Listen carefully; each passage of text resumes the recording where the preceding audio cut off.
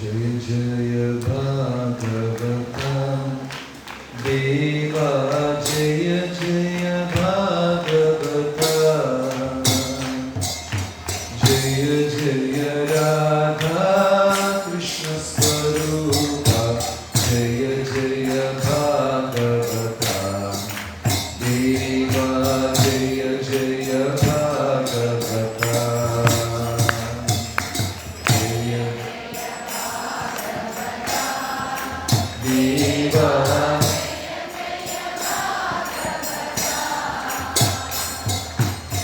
जय जय राधा कृष्ण स्वरूपा, देवा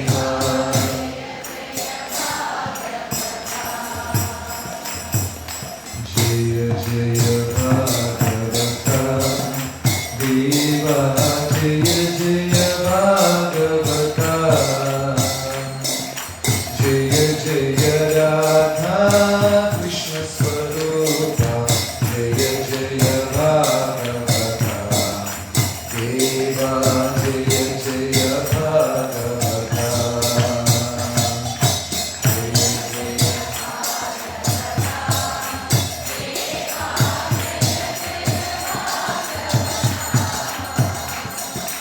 जय जय राधा कृष्ण स्वरूपा,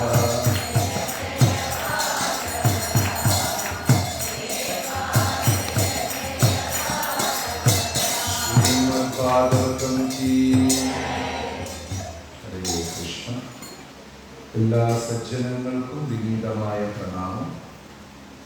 പാരായണം ചിത്രകേതു ചരിതം വരെ എത്തിയിട്ടുള്ളൂ. നരസിംഹാവതാരം പാരായണം തുടങ്ങിയിട്ടില്ല. എന്നാലും ഭക്തജനങ്ങളെല്ലാം നരസിംഹാവതാരത്തിനായി കൂടിയിരിക്കുന്നത് കൊണ്ട് ഇപ്പോൾ അത് വിവരിക്കും. പക്ഷെ പാരായണം ഇത് കഴിഞ്ഞിട്ട് ഉച്ചയ്ക്ക് ശേഷം ഉണ്ടാകും. അതായത് ഞാൻ ആദ്യം തന്നെ പറഞ്ഞു, ഭഗവാന് തിരമാലകൾ പോലെ അവതാരമാണ്. ഭഗവാന്റെ അവതാരങ്ങളെല്ലാം എണ്ണാൻ സാധിക്കില്ല. സമുദ്രതീരത്ത് ചെന്ന് തിരമാലകളെ എണ്ണാൻ സാധിക്കാത്തതുപോലെ ഇനി ഭഗവാന്റെ അവതാരങ്ങളും എണ്ണാൻ സാധിക്കില്ല. പക്ഷെ ഇപ്പോൾ കലികാലത്ത് ഒരുപാട് ആൾക്കാർ ഞാൻ ദൈവമാണ് എന്ന് പറയുന്നുണ്ട്. ഭാഗവതത്തിൽ പറയുന്നു ചില ലക്ഷണങ്ങളുണ്ട്. ആരാണ് ഈശ്വരൻ? ഞാൻ ഒരു ലക്ഷണം ആദ്യമേ പറഞ്ഞു. കയ്യിൽ വന്നിട്ട് തുളസി തറയുടെ ചിഹ്നം, സ്വസ്തിക, താമര പുഷ്പം, ധ്വജം, പിന്നെ ആനയുടെ തോട്ടി, പശുക്കുളമ്പ്, ഇത്തരം ചിഹ്നങ്ങൾ ഉണ്ടെങ്കിൽ മാത്രമേ, ഇത് ഒരു ലക്ഷണമാണ്, ആ വ്യക്തിയെ അവതാര പുരുഷനായി കാണണം. ഇവിടെ കൂടിയിരിക്കുന്നവരുടെ ആരുടെയെങ്കിലും കയ്യിൽ താമരയോ ധ്വജമോ എന്തെങ്കിലും ഉണ്ടോ? അപ്പൊ ദൈവം ആരുമില്ല ഇവിടെ. പക്ഷേ നമ്മളെല്ലാവരും ഈശ്വരന്റെ അംശമാണ്. പക്ഷെ ഒരിക്കലും ഈശ്വരനാകാൻ പറ്റില്ല. സമുദ്രത്തിനും സമുദ്ര വെള്ളത്തിന്റെ ഒരു ബിന്ദു, രണ്ടിനും രസം ഒന്നാണ്. പക്ഷേ ഒരു തുളി എടുത്തു വെച്ചിട്ട് ഇത് സമുദ്രമാണ് എന്ന് പറയാൻ സാധിക്കില്ല. ഭഗവാൻ പറയുന്നു, മമൈവാംശേ ജീവലോകേ ജീവഭൂത സനാതന. ഈ കാണുന്ന എല്ലാവരും എൻ്റെ അംശമാണ്. നമ്മളെല്ലാവരും ദൈവത്തിൻ്റെ പുത്രന്മാരാണ്. നമ്മളെല്ലാവരും ദൈവത്തിൻ്റെ അംശമാണ്. പക്ഷെ നമ്മൾ ദൈവമാണോ? ഇപ്പോൾ ഇത് ഞാൻ പറയുമ്പോൾ ചിലർക്ക് വിഷമം വരും. ഇന്ന് കാലത്ത് ചിലരെ അവതാരമായി കാണുന്നു. ഭാഗവതം പറഞ്ഞു, അവസാനത്തെ അവതാരം ഭൂമിയിൽ വന്നത് ബലരാമസ്വാമിയാണ്. ഇനി വരാൻ പോകുന്നത് കൽക്കിയാണ്. കൽക്കി, കലിയുഗത്തിന്റെ അവസാനമാണ് കൽക്കി വരാൻ പോകുന്നത്.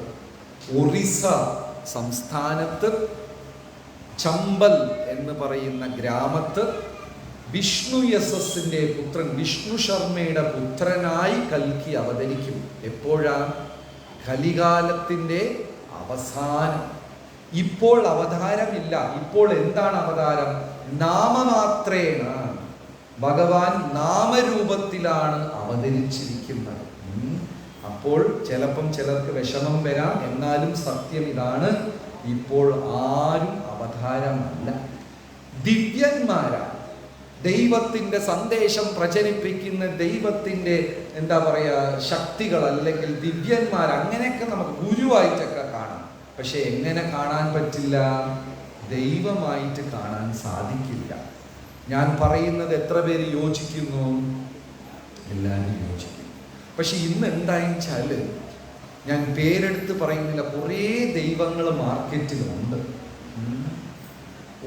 ഒരു ദൈവത്തിൻ്റെ പിറന്നാളിന് പാദപൂജയ്ക്ക് 35,000 രൂപ, അവർ പൂജിച്ച് തേങ്ങയെ തന്നാൽ 50,000 രൂപ, ഇങ്ങനെയൊക്കെ ബിസിനസ്സായി മാറും. കലേർ ദോഷമിതേ രാജൻ, കലികാലം മുഴുവനും ദോഷമാണ്. മഹാഭാരതത്തിൽ കലികാലത്തിൻ്റെ ദോഷം അന്നേ യുധിഷ്ഠിരൻ സംസാരിച്ചിരിക്കുക. എത്ര സത്യമാണെന്ന് നോക്കിക്കോളും. 5000 വർഷങ്ങൾക്ക് മുമ്പ് കലിയുടെ ദോഷം അവരന്ന് ചർച്ച ചെയ്തിട്ടുണ്ട്. 4 ചോദ്യം, 100 കണക്കിൽ ചോദ്യങ്ങളുണ്ട്. അതിൽ 4 ചോദ്യം മാത്രം ഞാനിവിടെ സംസാരിക്കാം. ധർമ്മരാജൻ യുധിഷ്ഠിരൻ ധർമ്മപുത്രരുടെ അടുത്ത് ചോദിച്ചു, കലി വരാൻ പോവുക. കലി എന്ന് പറഞ്ഞാൽ അത്ര മോശപ്പെട്ട കാലഘട്ടം എന്നാ പറയുന്നത്. എല്ലാം തലതിരിഞ്ഞ്, കാലങ്ങൾ തെറ്റി, മരങ്ങളൊന്നും പഴങ്ങൾ തരാതെ, ഭൂമി വരണ്ട് വിണ്ട് വിളർന്ന്, ഇങ്ങനെയൊക്കെ ദോഷം സംഭവിക്കും. ഭാഗവതത്തിലും ഗരുഡ പുരാണത്തിലും കലികാലത്തിൻ്റെ ചില പ്രവചനങ്ങളുണ്ട്. ആശുപത്രികളും വിദ്യാഭ്യാസ സ്ഥാപനങ്ങളും ക്ഷേത്രങ്ങളും കച്ചവട സ്ഥാപനങ്ങളായി കലികാലത്തിൽ മാറും എന്ന് പറയുന്നു. നിങ്ങളാരെങ്കിലും സമ്മതിക്കുന്നുണ്ടോ? ആരും സമ്മതിക്കുന്നില്ല. ആശുപത്രി കൈയടിച്ച് ആശുപത്രികൾ കച്ചവട സ്ഥാപനങ്ങളായി മാറും. അതായത് ഒരു മനുഷ്യന്റെ ഭയത്തിനെ പൈസയാക്കി മാറ്റുക. വിദ്യാഭ്യാസ സ്ഥാപനങ്ങളും കച്ചവട സ്ഥാപനങ്ങളായി മാറും. ശരിയാണോ തെറ്റാണോ? പിന്നെ ആ ലിസ്റ്റിൽ ക്ഷേത്രങ്ങളും ഉണ്ട്. 100 രൂപ കൊടുത്താൽ മുൻവരി, 50 രൂപ കൊടുത്താൽ പുറകെ, 10 രൂപയാണെങ്കിൽ കൊടിമരത്തിൻ്റെ അവിടെ ഇരുന്ന് തൊഴുതിട്ട് പോകാം. അങ്ങനെയൊക്കെ ഉള്ള ക്ഷേത്രങ്ങളുണ്ട്. ശരിയാണോ ഇതൊക്കെ? ശരിയാണോ? ഞാൻ ഒന്നും പറഞ്ഞില്ല, നിങ്ങളൊക്കെയാ പറഞ്ഞത്. അപ്പൊ കലികാലത്തിൽ ഇതെല്ലാം കച്ചവട സ്ഥാപനങ്ങളായി മാറും. കാഷായ വേഷം ധരിക്കുന്നവരെല്ലാം കൊള്ളക്കാരന്മാരായിരിക്കും. അത് ശരി, ഞാൻ കുറച്ച് ലൈറ്റാക്കി. പഴയ പോലെ കാവി ഇട്ടിട്ട് നടക്കാൻ പറ്റുന്നില്ല. പിന്നെ വിവാഹ ജീവിതം പണത്തിൻ്റെ അടിസ്ഥാനത്തിലായിരിക്കും. ശരിയാണോ? ശരി. പണ്ട് ഒരു അച്ഛൻ മകൾക്ക് എങ്ങനെയാണ് വരനെ അന്വേഷിക്കുക? ബീഡി സിഗരറ്റ് വലിക്കൂലല്ലേ, കള്ളു കുടിക്കോ, വേറെ ദുശ്ശീലം ഒന്നുമില്ല. എന്നാ ശരി, ഇന്നെങ്ങനെയാണ് വരനെ അന്വേഷിക്കുക? IT ജോലിയാണോ? കള്ളു ആഴ്ചയിലൊന്നൊക്കെ ആവാം. സിഗരറ്റ് ഇത് പിന്നെ ആൺകുട്ടികളല്ലേ, കൂട്ടത്തിലൊക്കെ ഉണ്ടാകും. അതെല്ലാം ശരിയാ. എന്ത് മതി? പൈസ മാത്രം മതി. വിവാഹ ജീവിതം പണത്തിൻ്റെ അടിസ്ഥാനത്തിലായി മാറിക്കഴിഞ്ഞു. എത്ര പേര് സമ്മതിക്കുന്നു? ഞാൻ ബാംഗ്ലൂരിൽ ഒരു വീട്ടിൽ പോയപ്പോൾ ഫ്രിഡ്ജിൽ 2 ലിസ്റ്റ് ഒട്ടിച്ച് വെച്ചിരിക്കുകയാണ്. ഹി, ഷി, അവൻ, അവൾ. അപ്പോൾ അവൻ്റെ ലിസ്റ്റിൻ്റെ താഴെ വീട്ടുവാടക, എന്താ പറയുക, കുറേ കാര്യങ്ങൾ. അവൾ എന്ന ലിസ്റ്റിൻ്റെ താഴെ കുട്ടികളുടെ ഫീസ്. 2 പേരുടെ പൈസയും വേറെ വേറെയാണ്. 31-ാം തീയതി മേശയുടെ അപ്പുറത്തും ഇപ്പുറത്തും ഇരുന്ന് കണക്കെല്ലാം സെറ്റിൽ ചെയ്ത് ഷേക്ക് ഹാൻഡൊക്കെ കൊടുത്തിട്ട് പിരിയും. അതായത് സ്നേഹം എന്ന് പറയുന്ന സംഭവം എവിടെയോ കാണാതെ പോയി. പണം, മറ്റ് കാര്യങ്ങൾക്ക് കുടുംബത്തിനകം പ്രാധാന്യം കൂടിക്കഴിഞ്ഞു. സമ്മതിക്കുന്നുണ്ടോ? എല്ലാവരും കല്യാണം കഴിഞ്ഞാൽ പിന്നെ അയാൾ എന്താ പറയുക, ഗോഡ്, ദൈവം, എൻ്റെ ചേട്ടൻ, പേര് പോലും പറയില്ല, ദൈവം. പിന്നെ ഒരു 3 മാസം കഴിഞ്ഞാൽ ജെന്റിൽമാനാണ്, 6 മാസം കഴിഞ്ഞാൽ ഡോബർമാനാണ്. അത്രയ്ക്കുള്ള വിലയേ ഉള്ളൂ. കുടുംബങ്ങളെല്ലാം വെറും പണത്തിൻ്റെ അടിസ്ഥാനത്തിൽ സ്നേഹം കാണിക്കുന്ന ഒരു ഇത്. ആലോചിച്ച് നോക്ക്, നിങ്ങൾക്കൊരു പിറന്നാൾ ഞാൻ വലിയ ഒരു സമ്മാനം കൊണ്ടുവന്നു, ഇതൊരു ചുവപ്പ് തുണിയിലൊക്കെ പൊതിഞ്ഞ് എല്ലാം ഒരു സമ്മാനം ഞാൻ വന്നിട്ട് ഹാപ്പി പാട്ടൊക്കെ പാടി തന്നു. നിങ്ങൾക്ക് ഈ പൊതി കിട്ടിയ ഉടനെ ഫസ്റ്റ് എന്ത് നോക്കും? ഈ പൊതി കിട്ടിയ പാട് ഫസ്റ്റ് എന്തായിരിക്കും നോക്കുക? സത്യസന്ധമായ മറുപടി പറയണം. എന്ത് നോക്കും? തൂക്കി നോക്കോ? ഫസ്റ്റ് പൊളിച്ചിട്ട് ഇതിൽ സ്റ്റിക്കർ വില എത്രയാണ് നോക്കൂലേ? ഇല്ലേ? ആ ബുദ്ധിമാൻ തന്നവൻ എന്തെങ്കിലും സ്റ്റിക്കർ മാത്രം ഇളക്കിയിട്ടായിരുന്നു വരിക. എന്നിട്ട് വിലയിരുത്തും. എൻ്റെ സ്നേഹത്തിന് 295 രൂപ 95 പൈസ വിലയിരുത്തും. ഇതാണ് കലികാലം. സ്നേഹത്തിന് വില വെക്കും. വില വെച്ചിട്ട് അവൻ്റെ പിറന്നാളിന് 305 രൂപയ്ക്ക് ഒരു ഗിഫ്റ്റ് കൊടുക്കും. അവിടെ സ്നേഹ ഉപകാരമേ ഇല്ല. ഒരു അച്ഛൻ ജീവിതം മുഴുവനും കഷ്ടപ്പെട്ട് വിയർത്ത് ഒലിച്ച് മക്കൾക്കായി കുറച്ച് പൈസ ചേർത്ത് വെക്കുമ്പോൾ ഒരു ദിവസമെങ്കിലും ആ സഹോദരിമാർ പറഞ്ഞിട്ടുണ്ടാവും, അച്ഛൻ നിനക്ക് റോഡ് സൈഡ് തന്നു, എനിക്ക് പുറകെ തന്നു, നിനക്ക് 2 അടി എക്സ്ട്രാ തന്നു. ഒരു തവണയെങ്കിലും അച്ഛൻ്റെ സ്നേഹത്തിനെ വിലയിരുത്തി പറഞ്ഞിട്ടുണ്ടാവും. പറയില്ലേ? കലേദോഷം ധേര എല്ലാം ഇവിടെ യഥാർത്ഥ സ്നേഹം എന്ന് പറയുന്നതില്ല. താങ്ക് യു, സോറി, നന്ദി, ക്ഷമിക്കണം എന്ന് പറയുന്ന 2 വാക്കും ഹൃദയത്തിലിരുന്ന് വരണം. ഇപ്പോൾ എല്ലാം നാവിൻ്റെ തുമ്പിലിരുന്നാ വരുന്നത്. ഭാഗവതത്തിൽ 12-ാം സ്കന്ധത്തിൽ കലികാല വിവരണം വലിയ ഒരു ലിസ്റ്റ് തന്നെ ഉണ്ട്. എല്ലാം കച്ചവട സ്ഥാപനങ്ങളായി മാറി, കുടുംബം പൈസയുടെ പുറത്താണ് നടക്കുന്നത്. ഒരു സുപ്രഭാതത്തിലും നികുതി ടാക്സ് കൂടി ജനങ്ങൾ കാട്ടിലേക്ക് ഓടേണ്ട ഒരു അവസ്ഥ വരും എന്നൊക്കെ പറയുന്നത് അതിപ്പോ തന്നെ സത്യമാണ്. ഇതെല്ലാം 5000 കൊല്ലത്തിന് മുമ്പേ തന്നെ ഭാഗവതത്തിൽ പ്രവചിച്ചിട്ടുണ്ട് എന്തെല്ലാം സംഭവിക്കാൻ പോകുന്നു എന്ന്. അപ്പൊ മഹാഭാരതത്തിൽ അനേകം ചോദ്യമുണ്ട്. നമുക്ക് സമയക്കുറവ് കാരണം 4 ചോദ്യം മാത്രം എടുക്കാം. കലികാലം എങ്ങനെയാണെന്ന് യുധിഷ്ഠിരന്റെ അടുത്ത് ധർമ്മരാജൻ ചോദിച്ചു. ഞാൻ നിനക്ക് 4 കടങ്കഥ പറയാം. യുധിഷ്ഠിര, നീ 4നും മറുപടി തന്നാൽ നിന്റെ മരിച്ചുപോയ 4 സഹോദരന്മാരെ ഞാൻ ഉണർത്തിത്തരാം. അതൊരു കഥയാണ്. ഫസ്റ്റ് ചോദ്യം, ഒരു കലത്തിലുള്ള വെള്ളം 4 കലത്തിൽ ഒഴിച്ചു. പിന്നെ ഈ 4 കലവും ചേർന്നിട്ട് തിരികെ ആ ഒരു കലത്തിൽ ഒഴിക്കുമ്പോൾ വെള്ളം തികയുന്നില്ല. മനസ്സിലായോ? ഒരു പാത്രത്തിലുള്ള വെള്ളം 4 പാത്രത്തിൽ ഒഴിച്ചു, 4 നിറഞ്ഞു. ഇപ്പൊ 4 കൂടെ ചേർന്ന് തിരിച്ച് പഴയ പോലെ പാത്രത്തിൽ ഒഴിക്കുന്നു, നിറയുന്നില്ല. First question. രണ്ടാമത്തെ ക്വസ്റ്റ്യൻ, ഒരു സൂചിയുടെ തുളയിൽ ദ്വാരത്തിൽ ആന പോയി വാല് കുടുങ്ങി. ആന അപ്പുറത്ത് പോയി, എന്ത് കുടുങ്ങി? വാല് കുടുങ്ങി. രണ്ടാമത്തെ ചോദ്യം. മൂന്നാമത്തത്, വേലി തന്നെ വിളവിനെ തിന്നുക. വേലി സംരക്ഷിക്കേണ്ടതാ, പക്ഷെ ആ വേലി തന്നെ വിളവിനെ തിന്നുന്നു. നാലാമത്തത്, ഒരു മുടി കൊണ്ട് ഒരുത്തൻ പർവ്വതത്തിനെ വലിച്ചുകൊണ്ട് പോകുന്നു. 4 ചോദ്യം. ഏതാണ് ഫസ്റ്റ് ചോദ്യം? ഒരു കലത്തിലുള്ള വെള്ളം 4 കലത്തിൽ ഒഴിച്ചു, 4 ചേർന്നിട്ടും ആ ഒന്നിനെ നിറയ്ക്കാൻ പറ്റുന്നില്ല. യുധിഷ്ഠിരൻ പറഞ്ഞു, കലികാലത്തിൽ രക്ഷകർത്താക്കൾ മാതാപിതാക്കൾ എല്ലാം കഷ്ടപ്പെട്ട് എന്തെല്ലാം ത്യാഗം ചെയ്യാൻ പറ്റുമോ ത്യാഗമെല്ലാം ചെയ്ത് മക്കളെ വളർത്തും. 4 പേരും നല്ല നിലയിലാവും. എന്നിട്ട് അവർ 4 പേരും ഒരുമിച്ച് ചേർന്നിട്ടും വയസ്സായ കാലത്തിൽ അച്ഛനും അമ്മയും സംരക്ഷിക്കില്ല. ശരിയാണോ തെറ്റാണോ? ഒരുത്തൻ ദുബായിൽ, ഒരുത്തൻ അമേരിക്കയിൽ, ഒരുത്തൻ ബാംഗ്ലൂരിൽ, ആർക്കും വേണ്ട അച്ഛനമ്മ. അടിയാണ്, തർക്കമാണ്. നീ നോക്കിക്കോ, അവൾ നോക്കിക്കട്ടെ. ഇതിന്ന് നടക്കുന്നുണ്ടോ? ഇല്ലേ?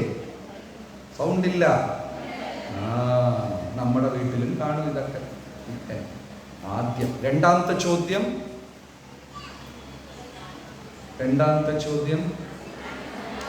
ആന കയറിപ്പോയി വാല് കുടുങ്ങി. ശ്രദ്ധിച്ച് കേൾക്കണം, ഇത് കേരളത്തിനെ കുറിച്ചാണ്. സൂചിയുടെ തുളയിൽ കൂടെ ആന പോയി വാല് കുടുങ്ങി. എന്താണ്? മഹാകള്ളന്മാരെല്ലാം കലികാലത്തിൽ രക്ഷപ്പെടും. എത്ര മോഷ്ടിച്ചു മന്ത്രി? 3000 കോടി. അദ്ദേഹം എത്ര മോഷ്ടിച്ചു? 5000 കോടി. അവരെല്ലാം രക്ഷപ്പെടും. ആര് കുടുങ്ങും? കറണ്ട് ബില്ല് അടയ്ക്കാത്തവൻ, വണ്ടിക്ക് ടാക്സ് അടയ്ക്കാത്തവൻ, അവനെല്ലാം കുടുങ്ങി. എത്ര സത്യമാണ്! 5000 വർഷങ്ങൾക്ക് മുമ്പേ ഇത് അവർ ചർച്ച ചെയ്തിരിക്കാം. മഹാകള്ളന്മാർ, പെരുങ്കള്ളന്മാരെല്ലാം രക്ഷപ്പെടും. കുടുങ്ങുന്നതായത് ടാക്സ് അടയ്ക്കാൻ മറന്നുപോയാൽ, ഇലക്ട്രിസിറ്റി ബില്ല് അടയ്ക്കാൻ, ഇവരെല്ലാം കുടുങ്ങും. ശരിയാണോ തെറ്റാണോ? അതുകൊണ്ട് ഭക്തജനങ്ങളെ, കുട്ടി കുട്ടി കള്ളത്തരം ഒന്നും ചെയ്യരുത്. ചെയ്യണമെങ്കിൽ ഇങ്ങനെ ചെയ്യണം. മൂന്നാമത്തത് ആരാണോ സംരക്ഷിക്കേണ്ടത് അവർ തന്നെ കലികാലത്തിൽ നശിപ്പിക്കും. അധ്യാപകന്മാർ വിദ്യാർത്ഥികളെ നശിപ്പിക്കും. പത്രത്തിൽ വായിച്ചിട്ടുണ്ടോ? ഇതൊന്നും പണ്ട് കാലത്തിൽ ചിന്തിക്കാൻ പോലും പറ്റില്ല. ദൈവം ഒരു ജീവനെ ഈ ഭൂമിയിൽ ചെന്ന് ജനിക്കട്ടെ, അവന്റെ കർമ്മചക്രത്തിൽ നിന്ന് അവൻ രക്ഷപ്പെടട്ടെ, അവന് ഒരു മനുഷ്യജന്മം, ദുർലഭം മാനവജന്മ, അതായത് മനുഷ്യജന്മം കിട്ടുന്നത് വളരെ ദുർലഭമാണ്. ആലോചിച്ച് നോക്ക്, നമ്മുടെ പാറ്റയുടെ കുടുംബത്തിൽ ജനിച്ചാൽ പാറ്റ ഭാര്യ, പാറ്റ മക്കൾ, പാറ്റ ഡൂയറ്റ് സോങ് ഒക്കെ പാടിക്കൊണ്ടിരിക്കും, ഇല്ലേ? മനുഷ്യനായി ജന്മം. തമിഴില് ഔവയാർ എന്ന് പറഞ്ഞിട്ട് ഒരു മഹാകവിയുണ്ട്. ഔവയാർ പാടിയിട്ടുണ്ട് തമിഴില്. അരിത് അരിത് മാനിടനായി പിറത്തലരിത്, അതിനും കൂൻ കുരുട് സെവിടിൻറി പിറത്തലരിത്. അത്ര ദുർലഭമാണ് എന്ത് ജന്മം കിട്ടുക? ശരീരം, മനുഷ്യ ശരീരം കിട്ടുക. ഇത് കിട്ടിക്കഴിഞ്ഞാൽ ഈശ്വരനെ ഭജിക്കണം, അല്ലാതെ ഭൗതിക കാര്യങ്ങൾക്ക് അമിതമായി ഉപയോഗിക്കാൻ പാടില്ല. അങ്ങനെ ഒരു മനുഷ്യൻ ഭൂമിയിൽ ചെന്ന് ജനിക്കട്ടെ, അതിന് അമ്മയുടെ ഗർഭപാത്രമാണ് ഏറ്റവും അനുയോജ്യമായ സ്ഥലം എന്ന് ദൈവം വിശ്വസിച്ച ആ കുഞ്ഞിനെ അമ്മയുടെ വയറ്റിലേക്ക് അയച്ചാൽ ആ അമ്മ തന്നെ ആ കുഞ്ഞിനെ അബോർട്ട് ചെയ്യുന്നു. മഹാപാപം. അബോർഷൻ ഒരു കൊലപാതകം. അപ്പൊ വേലി തന്നെ എന്ത് ചെയ്യുന്നു? കലികാലത്തിൽ ഇത് തന്നെ സംഭവിക്കും. നാലാമത്തെ ചോദ്യം, ഒരു മുടി കൊണ്ട് പർവ്വതത്തിനെ വലിച്ചുകൊണ്ട് പോകുന്നു. കലികാലത്തിൽ ഇത്രയും ദോഷങ്ങൾ ഉണ്ടെങ്കിലും, എവിടെ തിരിഞ്ഞാലും ദോഷമാണെങ്കിലും, ഹരിയുടെ നാമം ജപിക്കുന്നവൻ മാത്രം അങ്ങ് രക്ഷപ്പെടും. ഈ കുന്നോളം ഇരിക്കുന്ന പാപകർമ്മത്തിനെ ഇവൻ ഒരു മുടി കൊണ്ടങ്ങ് വലിച്ചുകൊണ്ട് പോകും. ഈ 4 ചോദ്യം വളരെ ഇന്നും നടക്കുന്നതാ. 5000 കൊല്ലങ്ങൾക്ക് മുമ്പേ അവർ ചർച്ച ചെയ്തതാ. എന്താണ് ആദ്യത്തെ ചോദ്യം? നല്ല കലയാണ്, 4 കലം വെള്ളം. ശരി. രണ്ടാമത്തത്, ആന പോയി വാല് കുടുങ്ങി. മൂന്നാമത്തത്, വേലി. 4, ഒരു മുടി കൊണ്ട്. കലികാലത്തിന് വലിയ ലിസ്റ്റ് തന്നെ ഉണ്ട്. കലിയുഗ വിവരണം എന്ന് ഭാഗവതത്തിൽ 12-ാം സ്കന്ധത്തിലുണ്ട്, ഗരുഡ പുരാണത്തിലുണ്ട്. എല്ലാം ഒന്നും തന്നെ നല്ലതായിരിക്കില്ല. ദ്രവ്യങ്ങൾ നല്ലതല്ല, ഇത് വസ്തുക്കൾ നല്ലതല്ല. അതൊക്കെ നമ്മളിപ്പോൾ കാണുന്നുണ്ട്, അല്ലേ? എണ്ണയ്ക്കകത്ത് ഓയിൽ ഒഴിച്ച് കൊടുക്കുക, മുളക് പൊടിയിൽ ഇഷ്ടിക പൊടി ചേർക്കുക, എന്തൊക്കെയോ ചേർക്കുന്നുണ്ട്. ചിലരൊക്കെ പറയുന്നു ചോറൊക്കെ പ്ലാസ്റ്റിക് ആണെന്ന് പറയുന്നു. ഞാൻ അടുക്കളയിൽ പോയപ്പോൾ തക്കാളി മേശപ്പുറത്തിട്ടപ്പോൾ റബ്ബർ ബോൾ പോലെ ചാടുന്നു. തക്കാളിയാണോ പന്താണോ ഒന്നും അറിയില്ല, അല്ലേ? കലേ ദോഷം ഇതേ രാജൻ, മൊത്തവും ദോഷമാണ്. അസ്തിഹി ഏകത് മഹത് ഗുണ, ഒരേ ഒരു മഹത്തായ ഗുണമേ ഉള്ളൂ. കീർത്തനാദേവ കൃഷ്ണസ്യ മുക്തസംഗ പരം വ്രജേ, ഭഗവാന്റെ കീർത്തനം മാത്രം. ഹരേ കൃഷ്ണ ഹരേ കൃഷ്ണ കൃഷ്ണ കൃഷ്ണ ഹരേ ഹരേ, ഹരേ രാമ രാമ രാമ ഹരേ ഹരേ, ഹരേ കൃഷ്ണ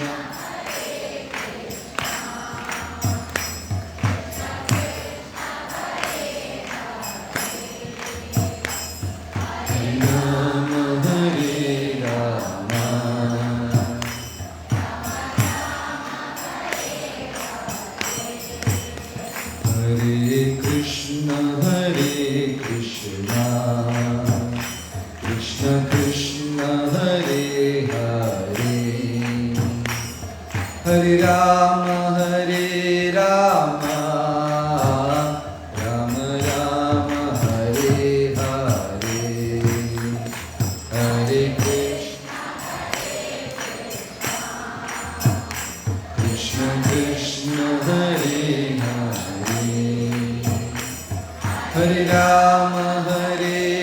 രാമ രാമ രാമ ഹരേ.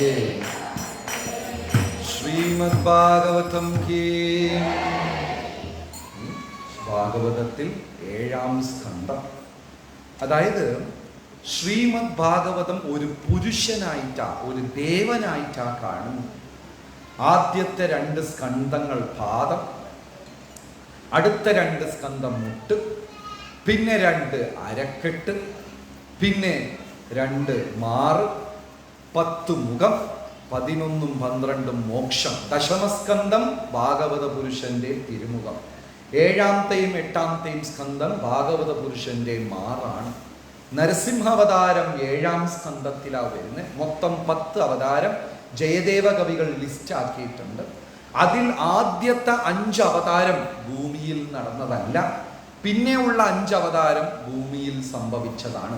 മത്സ്യ, വരാഹ, കൂർമ്മ, വരാഹ, നരസിംഹ, വാമണ, ഇത് 5ഉം ഭൂമിയിൽ നടന്നതല്ല. പരശുരാമ, രാമ, ബലരാമ, കൃഷ്ണനാണോ ബുദ്ധനാണോ ഭാഗവതം, ബുദ്ധൻ, കൽക്കി, ഇത് 5ഉം ഭൂമിയിൽ. കാരണം മത്സ്യാവതാരമൊക്കെ സപ്ത ഋഷികളും ഈ ഗ്രഹത്തിലേ അല്ല. അതേപോലെ കൂർമ്മവതാരം 7 14 ലോകം അണ്ടചരാചരങ്ങളും ഭൂമണ്ഡലത്തിന്റെ താഴെയാണ് കൂർമ്മം അവതരിച്ചത്. വരാഹം ഭൂമിയെ സമുദ്രത്തിൽ നിന്ന് വെളിയിലെടുത്തു, അപ്പൊ ഭൂമിയിലല്ല അവതരിച്ചത്. നരസിംഹം ഹിരണ്യകശിപു 7 14 ലോകവും തൻ്റെ ആധീനത്തിൽ കൊണ്ടുവന്നു. എന്നാലും ഭൂമിയിൽ ചില ക്ഷേത്രങ്ങളിൽ പോയാൽ ഇവിടെ നരസിംഹാവതാരം നടന്നു, അവിടെ നടന്നു എന്നൊക്കെ പറയാറുണ്ട്. ഇവിടെ നടന്നില്ല. ആന്ധ്രാപ്രദേശിലെ അഹോബിലം എന്നൊരു സ്ഥലം കേട്ടിട്ടുണ്ടോ? അഹോ, അവിടെ നരസിംഹമൂർത്തി അവതരിച്ചതായി പറയുന്നു. പക്ഷെ അവിടെ അവതരിച്ചല്ല. അവിടെ ഗരുഡനൊരു പ്രാർത്ഥന ഉണ്ടായിരുന്നു. നരസിംഹലീല നടന്നപ്പോൾ എനിക്ക് കാണാൻ സാധിച്ചില്ല എന്ന് ഗരുഡൻ പ്രാർത്ഥിച്ചത് കൊണ്ട് ഗരുഡന് റീപ്ലേ, ഒരിക്കൽ കൂടെ നാടകമാടി കാണിച്ചതാണ് എവിടെ? അഹോബിലം എന്ന് പറയുന്നത്. അതായത് ഭൂമിയിലല്ല ഇത് 5ഉം വന്നത്. മത്സ്യകൂർമ്മ, വരാഹ, നരസിംഹ, വാമണ. വാമണനും അങ്ങല്ല. കാരണം കുറേ പേര് തെറ്റായി പറയാറുണ്ട് മഹാബലി കേരളം ഭരിച്ചു എന്ന്. കേരളമാണോ മഹാബലി ഭരിച്ചത്? 7 14 ലോകവും മഹാബലി ഭരിച്ചു. കാരണം മഹാബലി ഭരിച്ചപ്പോൾ കേരളമില്ല. അതിനുശേഷം പരശുരാമനാണ് കേരളം സമുദ്രത്തിൽ നിന്ന് വീണ്ടെടുത്തത്. അപ്പൊ മഹാബലി എവിടെയാ ഭരിച്ചത്? 7 14 ലോകം. അപ്പൊ വാമനമൂർത്തിയും കേരളത്തിലല്ല വന്നത്. ഈ ആദ്യത്തെ 5 അവതാരങ്ങൾ ഭൂമിയിൽ സംഭവിച്ചതല്ല. പിന്നത്തെ 5 അവതാരങ്ങൾ ഏതൊക്കെയാണ്? പരശുരാമൻ, ശ്രീരാമൻ, ബലരാമൻ, ബുദ്ധ, കൽക്കി. ഇത്5ഉം എവിടെയാണ് നടന്നത്? ഭൂമിയിലാണ് നടന്നത്. അപ്പോ ഇവിടെ അല്ല. പ്രഹ്ലാദ, ഹിരണ്യകശിപുവിൻ്റെ 6 പുത്രന്മാരിൽ 6ാമത്തെ പുത്രനാണ് പ്രഹ്ലാദ. പ്രഹ്ലാദ എന്ന വാക്കിനർത്ഥം ആഹ്ലാദം പ്രദാനം ചെയ്യുന്നവൻ. യഥാർത്ഥ സംസ്കാര സമ്പന്നനായ വ്യക്തി ആരാണ്? എല്ലാവർക്കും സന്തോഷം പകർന്നു തരുന്നത്. ചിലരൊക്കെ വീട്ടിൽ വന്ന നമ്മൾ വീടും പൂട്ടിയിട്ട് എവിടെയെങ്കിലൊക്കെ ഓടിപ്പോകും. അത്രയ്ക്കും ശല്യമാണ്. പക്ഷെ ചിലരെ കാണാൻ ഇഷ്ടമാണ്, സംസാരിക്കാൻ ഇഷ്ടമാണ്, ഇടപഴകാൻ ഇഷ്ടമാണ്. കാരണം അവർ പ്രസന്നത വിതരണം ചെയ്യും. നമുക്ക് ആരെ പോലെ ആകണം? പ്രഹ്ലാദനെ പോലെ. ആഹ്ലാദം, സന്തോഷം, എല്ലാവർക്കും സന്തോഷം കൊടുക്കുക, അത്രയേ ഉള്ളൂ. നിങ്ങൾ വട ഇന്ത്യ ഉത്തർപ്രദേശിൽ മഥുര, വൃന്ദാവനമൊക്കെ പോയി കഴിഞ്ഞാൽ അമ്പലം അടച്ചു വെച്ചിട്ട് നമ്മളെ അവിടെ അമ്പലത്തിൽ നടയുടെ ദർശനത്തിന് നിന്നാൽ ചിരിക്കാൻ പറയും. എന്നിട്ട് ഒരു കർട്ടൻ തുറക്കുള്ളൂ. പോയിട്ടുണ്ടോ ആരെങ്കിലും ഉത്തർപ്രദേശ് അവിടെയൊക്കെ മഥുരയിലൊക്കെ? ചിരിക്കാൻ പറയും. ഉടനെ നമ്മൾ ചിരിക്കുമ്പോൾ ഒരു വാൽ തുറക്കും. കാരണം കൃഷ്ണ ഭഗവാന് പരാതിയുള്ള, സങ്കടമുള്ള, പരിഭവമുള്ള ഇങ്ങനത്തെ ആൾക്കാരെ കാണണ്ട.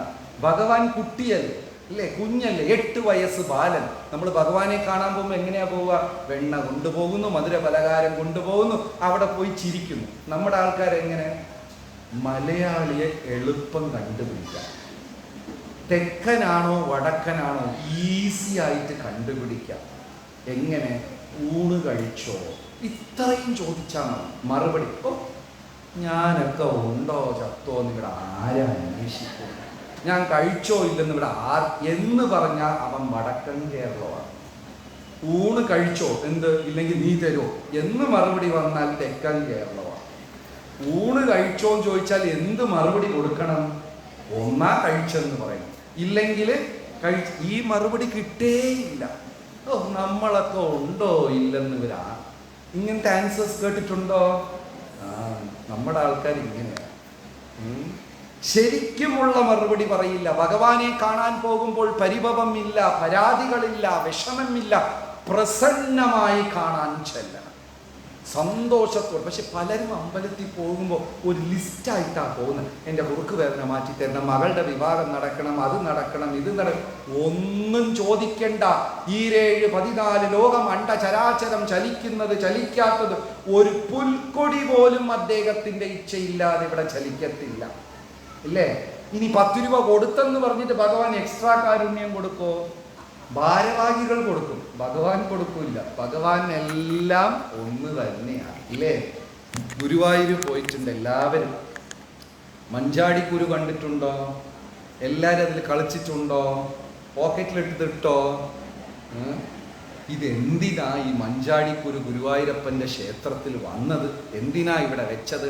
ചിലർ പറയും കൃഷ്ണന് വന്ന് കളിക്കാൻ, അതൊക്കെ നല്ല കാര്യം, നല്ല ഒരു ഇതാണ്, ഭഗവാന് കളിക്കാം. പക്ഷെ അത് അവിടെ മഞ്ചാടിക്കുരു വരാൻ ഒരു ഐതിഹ്യമുണ്ട്. എന്തിനാ അവിടെ വന്നെന്ന് അറിയാമോ? അറിയാമെങ്കിൽ ഞാൻ വീണ്ടും പറയുന്നില്ല. അറിയില്ല? അങ്ങനെയല്ല, ഒരു ക്വസ്റ്റ്യൻ അറിയാമോ അറിയില്ല. അതായത് എല്ലാ മാസവും 1-ാം തീയതി ഗുരുവായൂരപ്പനെ കാണാൻ കോഴിക്കോട് ഇന്ന് സാമൂതിരി വരും, രാജാവ് വരും. എല്ലാ മാസവും വന്ന് ഗുരുവായൂരപ്പന് ഒരു ആന കാണിക്കയായിട്ട് നടയിൽ വെക്കും. ഗുരുവായൂരപ്പന് അല്ലെങ്കിൽ ആനകൾ കൂടുതലാണ്, എല്ലാം കൊണ്ടൊന്ന് സമ്മാനം. അതായത് ഐതിഹ്യം എന്താന്ന് വെച്ചാൽ ഗുരുവായൂരപ്പനെ കാണാൻ പോകുമ്പോൾ വെറും കൈയോട് പോകരുത്. എന്തെങ്കിലും പഴമോ എണ്ണയോ പൂക്കളോ എന്തെങ്കിലും. ഭഗവാനെ കാണാൻ പോകുമ്പോൾ ഞാൻ നിർത്താം. ഗർഭിണിയായ സ്ത്രീകളെ കാണാൻ പോകുമ്പോൾ, വയസ്സായവരെ കാണാൻ പോകുമ്പോൾ, ബ്രാഹ്മണരെ കാണാൻ പോകുമ്പോൾ, ഗുരുവര്യന്മാരെ ഇവരെയൊക്കെ കാണാൻ പോകുമ്പോൾ കുറച്ച് 1/2 കിലോ പഴമോ എന്തെങ്കിലും കൊണ്ടുപോയി കൊടുക്കണം. അപ്പോൾ ഗുരുവായൂരപ്പനെ കാണാൻ പോകുമ്പോഴും ആരും വെറും കൈയോട് പോകരുത്. അപ്പോൾ രാജാവ് എല്ലാ മാസവും കൊണ്ടുവന്ന് ആന നടക്കി വെക്കും. ആ കാലഘട്ടത്ത് വയനാട്ടിലൊരു മുത്തശ്ശി ഉണ്ടായിരുന്നു. ഗുരുവായൂരപ്പനെ കാണണമെന്ന് ആഗ്രഹം, ഇതുവരെ പോയിട്ടില്ല, ആദ്യമായിട്ടാണ് കാണാൻ പോകുന്നത്. പൈസ ഇല്ല, ധനമില്ല, ബന്ധുക്കളില്ല, സുഖസൗകര്യം ഒന്നുമില്ല, ദരിദ്ര സ്ത്രീയാണ്. അപ്പം അവരെന്ത് ചെയ്തു? വെറും കൈയും വീശി പോകാൻ പാടില്ലെന്ന് പറഞ്ഞ് വയനാട് ഭാഗത്ത് കിട്ടിയ ഈ മഞ്ചാടിക്കുരു എല്ലാം ശേഖരിച്ചു. ഈ മഞ്ചാടിക്കുരു കൊണ്ട് എന്തെങ്കിലും പ്രയോജനമുണ്ടോ? സാമ്പാറിലിടാൻ പറ്റുമോ? ഇല്ല. പുളിശ്ശേരിയിലിടാൻ പറ്റുമോ? മരുന്നിന് ഉപയോഗിക്കാൻ പറ്റുമോ? ഇത് ഉപയോഗശൂന്യമാണ്, കാണാൻ ഭംഗിയുണ്ട്, അത്രയേ ഉള്ളൂ. ഇതെല്ലാം ഒരു തുണിയിൽ കെട്ടിപ്പൊതിഞ്ഞ് കൃഷ്ണന് ഇത് കൊടുക്കാമെന്ന് പറഞ്ഞ് മേടിച്ചു കൊണ്ടുവന്നു. വന്നപ്പോൾ 1-ാം തീയതി നല്ല തിരക്ക, വലിയ നീണ്ട ക്യൂ നിൽക്കുന്നു. മുത്തശ്ശിയും ഒരു ക്യൂവിൽ നിന്നു. അന്ന് രാജാവും വന്നു. രാജാവ് എന്താ കൊണ്ടുവരുന്ന? എല്ലാ മാസവും ആനയെ കൊണ്ടുവരും. ഇപ്പൊ രാജാവ് വന്ന ഉടനെ സാധാരണക്കാരെ എല്ലാം പിടിച്ച് മാറ്റി. മുത്തശ്ശി ദൂരെ ചെന്ന് വീണു, കയ്യിലിരുന്ന പൊതി അങ്ങ് നിലത്ത് വീണു. രാജാവ് കയറിപ്പോയി, പുറകെ ആന വന്നു. ആ പൊതിയിൽ ഒരു ചവിട്ട് ആന. അടുത്ത നിമിഷം ആനയ്ക്ക് മതം പിടിച്ച് ക്ഷേത്രം വിട്ട് ആന ഓടിപ്പോയി. രാജാവിന് വലിയ സങ്കടമായി. ദേവപ്രശ്നം വെച്ചു. ദേവപ്രശ്നം വെച്ചപ്പോൾ മറുപടി കിട്ടിയത് ഗുരുവായൂരപ്പന് രാജാവ് കൊണ്ടുവന്ന ആനയേക്കാളും മുത്തശ്ശി കൊണ്ടുവന്ന മഞ്ചാടിക്കുരുവാണ് ഇഷ്ടം. ഏതിനാ വില കൂടുതൽ, ആനയ്ക്കാണോ മഞ്ചാടിക്കുരുവിനാണോ? പക്ഷെ ഭഗവാൻ ഇഷ്ടപ്പെട്ടത് ഏതാ? പത്രം പുഷ്പം ഫലം തോയം യോമേ ഭക്തിയ പ്രയച്ഛതി. ഭക്തിപൂർവം ഒരു പഴമോ ഒരു തുളി വെള്ളമോ ഒരു ഇലയോ ഒരു പൂവോ കൊടുത്താൽ തദ് അഹം ഭക്തി ഉപഹൃതം, ഞാൻ ആ ഭക്തി സ്വീകരിച്ചു കൊള്ളാം. പിന്നെ നാട്ടുകാരെല്ലാം വിചാരിച്ച് ഗുരുവായൂരപ്പന് മഞ്ചാടിക്കുരു ഇഷ്ടമാണ്, എല്ലാവരും പറക്കി കൊണ്ടുവന്ന് തരാമെന്ന് പറയും. ശരി, കഥ എങ്ങനെ പോട്ടെ. ഭഗവാൻ ഭക്തി പുരസ്സരം ഭക്തന്മാർ സമർപ്പിക്കുന്നത് എല്ലാം തന്നെ ഇഷ്ടമാണ്. ഭഗവാൻ ആനന്ദമയോർഭ്യാസാത്. ഭഗവാൻ എപ്പോഴും എങ്ങനെയാണ്? ചിരിച്ച ആനന്ദത്തോടെ ഇരിക്കും. ഒരു തവണ ഗാന്ധാരി ശപിച്ചു, കൃഷ്ണ 100 മക്കളാണ് എനിക്ക്, നീ വിചാരിച്ചിരുന്നാൽ ഒന്നെങ്കിലും അതിൽ മീതം വെക്കാമായിരുന്നു. എൻ്റെ 100 മക്കളും എൻ്റെ കൺമുമ്പേ തന്നെ മരിക്കുന്നത് ഒരമ്മയ്ക്കും സഹിക്കാൻ പറ്റില്ല. എനിക്ക് കണ്ണീരല്ല വന്നത്, ചോരയാണ് കണ്ണുകളിൽ നിന്ന് വന്നത്. കൃഷ്ണ, നീ അറിയുന്നില്ല. അതുകൊണ്ട് ഞാൻ നിന്നെ ശപിക്കാണ്. നീയും നിന്റെ കൺമുമ്പേ യദുകുലത്തിലുള്ളവരെല്ലാവരും മരിച്ചു പോകും. ആ വേദന നീ അനുഭവിച്ചാലേ അറിയുള്ളൂ. ഗാന്ധാരി പറഞ്ഞു. കൃഷ്ണൻ ചിരിച്ചുകൊണ്ട് പറഞ്ഞു, താങ്ക് യു വെരി മച്ച്, വളരെ നന്ദി. കാരണം ഞാനും അതിനാണ് വന്നത്. യദുകുല നാശം, യദുകുലത്തിന്റെ ഭാരം നശിപ്പിക്കാനാണ് ഞാനും വന്നത്. അതുകൊണ്ട് നിന്റെ ശാപം എനിക്ക് ഹെൽപ്പായി, താങ്ക് യു എന്ന് പറഞ്ഞു. ഭഗവാനെ തോൽപ്പിക്കാനേ പറ്റില്ല. ഗാന്ധാരി ശപിക്കാണ്. ഭഗവാൻ തിരിച്ചെന്താ പറഞ്ഞത്? വളരെ നന്ദി. നമ്മൾ ആരെങ്കിലും ഒന്ന് ചീത്ത പറഞ്ഞാൽ നമ്മൾ എന്ത് പറയണം? നന്നായിരുന്നു ചേട്ടാ, ഇന്നലെ ചീത്ത നല്ല രസമായിരുന്നു. അതോടെ അവര് ചിരിച്ചിട്ട് അങ്ങ് പോകും, ഇല്ലേ? അത് വിട്ടിട്ട് നമ്മൾ തിരിച്ചു പറഞ്ഞു, നീ അല്ല, നിന്റെ അച്ഛൻ അങ്ങനെയാ, തിരിച്ചു പറഞ്ഞ് തീയുടെ മീതെ തീ കോരിയിട്ടാൽ തീ അണയോ? തീ അണയണമെങ്കിൽ എന്ത് ചെയ്യണം? വെള്ളം. ഗാന്ധാരി ശപിച്ചു, ഭഗവാൻ വളരെ നന്ദി എന്നും അതോടെ ആ പ്രശ്നം ഇല്ലാതായിപ്പോയി. ഭഗവാൻ ആനന്ദമയോർവ സച്ചിത് ആനന്ദ. ഭഗവാന്റെ സ്വരൂപമേ എന്താണ്? ആനന്ദമാണ്. ഇപ്പൊ ഭഗവാനെ കാണാൻ പോകുമ്പോൾ പുഞ്ചിരി തൂകിയില്ലേ? ഇപ്പൊ നാരദ മഹർഷി പാടുന്നുണ്ട്, മന്ദഹാസ മുനിതാനാംബുജം നന്ദഗോപത്തനയം പരാത്പരം നാരദാദി മുനിവൃന്ദവന്ദിത്തം. ആരും കൃഷ്ണനെ തൊഴാൻ പോകരുത്. നാരദ മഹർഷി പറയാം, ആരും കൃഷ്ണനെ തൊഴാൻ പോകരുത്. തൊഴാൻ പോകുമ്പോൾ അഥവാ കൃഷ്ണൻ ചിരിക്കുകയാണെങ്കിൽ പോകേ ചെയ്യരുത്. നിങ്ങളെല്ലാവരും എന്നെ പോലെ സന്യാസിയായി പോകും. നാരദ മഹർഷി പറയാം, മന്ദഹാസം, കൃഷ്ണ ഭഗവാൻ ചിരിക്കുന്നത് ചുണ്ടിന്റെ അറ്റത്തിൽ ഒരു ചെറിയ ചിരിയ ഒന്നും മനസ്സിലായി, നമ്മളെ പോലെ കിക്കി അങ്ങനെയൊന്നും ചിരിക്കില്ല. മന്ദഹാസം, അതിൽ 1000 അർത്ഥങ്ങൾ. നാരദ മഹർഷി പറയുന്നു, ആ ചിരി കണ്ട് എൻ്റെ എല്ലാ സർവസ്വവും പോയി. ആനന്ദമാണ് ഭഗവാന്റെ സ്വരൂപം. പ്രഹ്ലാദൻ ആനന്ദം വിതരണം ചെയ്യുന്ന ഒരു വ്യക്തിയായിരുന്നു. അസുരബാലന്മാർക്ക് പോലും പ്രഹ്ലാദനെ ഇഷ്ടമായിരുന്നു. കാരണം പ്രഹ്ലാദന്റെ അടുത്ത് ചെന്നാൽ സന്തോഷം പകരുന്ന ഒരു വിഷയങ്ങളില്ലേ? നോക്കിക്കോളൂ, ഈ സദസ്സ് നിറഞ്ഞിരിക്കുന്നു. ആരെങ്കിലും ഇവിടെ വിഷമിക്കാനോ വന്നത്? കൃഷ്ണകഥ കേൾക്കുമ്പോൾ അത്ര ഇഷ്ടം, നല്ല രസം, അതുകൊണ്ട് എല്ലാവരും ചിരിച്ചുകൊണ്ടിരിക്കുന്നു, ഇല്ലേ? അത് ഗീതയിലും പറയുന്നുണ്ട്, കഥയന്തശ്ച മാം നിത്യം തുഷ്യന്തി ചാരമന്തിച്ച. ഭക്തജനങ്ങൾ എന്നെക്കുറിച്ച് സംസാരിച്ച് ആനന്ദത്തിൽ ആറാടും എന്ന് പറയുന്നു. ഗോപികാഗീതത്തിലും ആ വരിയുണ്ട്. ഭഗവാന്റെ കഥകൾ ഗോപസ്ത്രീകൾക്ക് വലിയ ഇഷ്ടമാണ്.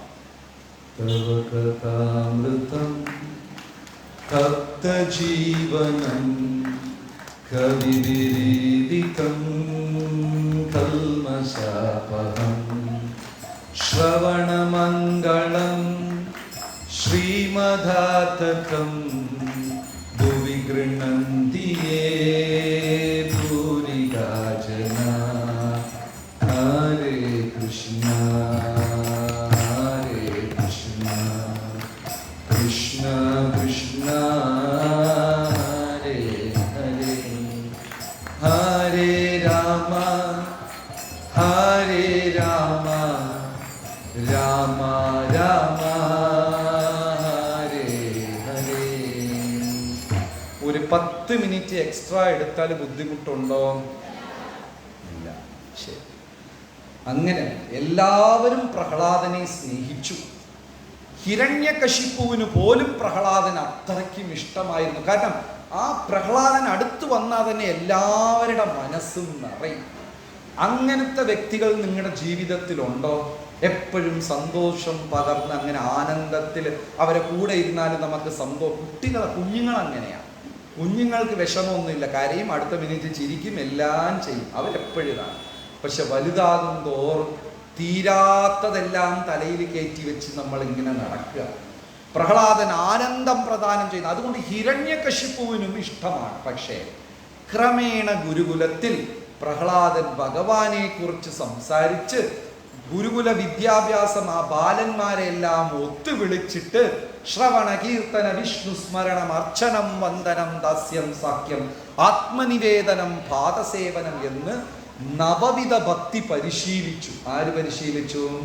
പ്രഹ്ലാദൻ. ഭഗവാനെക്കുറിച്ച് സംസാരിക്കും, ഭഗവാനെക്കുറിച്ച് കേൾക്കും, ഭഗവാനെ ഓർക്കും.